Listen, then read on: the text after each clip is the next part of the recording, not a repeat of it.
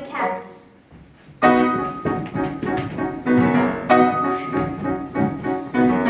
Look at him, legs are bitty and the knees are knocked. Look at him, down the dummy in the eggshell socks. Then the neighbors scream and howl when they see our room. He's the foulest waterfowl. Why are you so rude? Touchy. Look at you, look at me, what's the matter? Isn't it obvious? Why do I make you all laugh and stuff? Have you seen your reflection? Why don't we play with the fishes? Because you scare them off.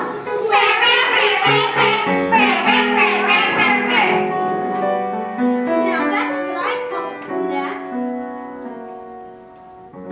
Look at him, still a duckling, but there's so much more. Look at him, finest cat food that I ever saw. Better still, he won't be missed. They think he's a flop. Maybe they'll let me assist, giving him the chop.